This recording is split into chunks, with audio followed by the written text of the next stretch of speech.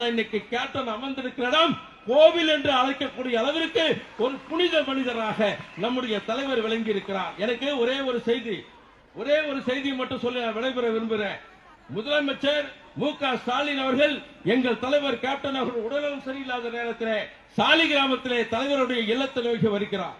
வந்த தலைவரை நலம் சாரிக்க வருகிற பொழுது முதலமைச்சரை அன்போடு அன்னியார் அவர்களும் அன்புக்குடி அண்ணன் எல்கேஸ் அவர்களும் தம்பி பிரபாகரனும் அத்தனை பேரும் குடும்பத்தோடு வரவேற்று அவரை அமர வைத்து அவருக்கு காப்பி கொடுத்து உபசரிக்கிறாங்க.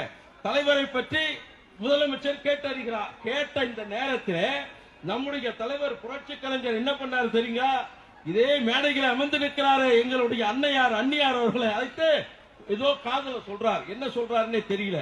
10 நிமிஷம் கூட ஆகல சார். இந்த நாட்டு மக்கள் நீங்கள் சிந்திக்க வேண்டும்.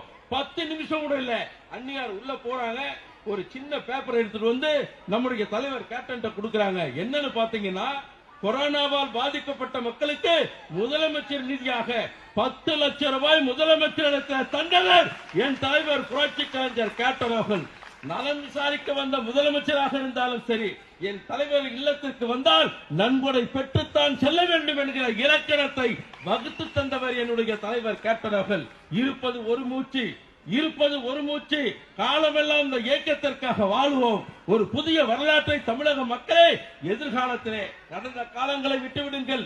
எதிர்கால அரசியல் தேமுதிக வரலாறை, புதிய வரலாறை எங்கள் பொதுச் செயலாளர் அன்னியார் அவர்கள் எழுதியிருக்கிறார்.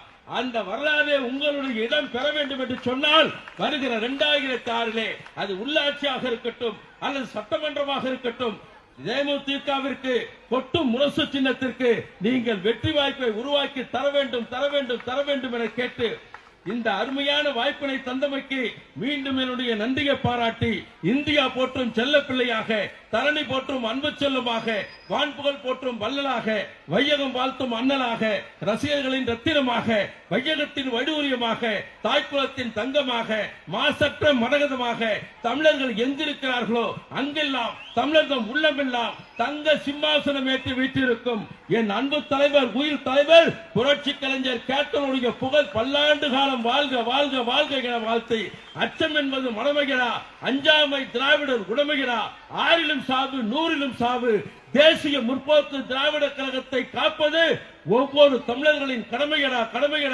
என சொல்லி 2006 வள்ளுவன் சொன்னதை போல நீரின்றி அமையாது இந்த உலகு. அன்னியார் அவர்களே, 2006 நீங்கள் இல்லாமல் தமிழக சட்டமன்றம் அமையாது என கூறி அருமையான வாய்ப்பு தந்தமைக்கு நன்றி பாராட்டி விடைபெறுகிறேன்.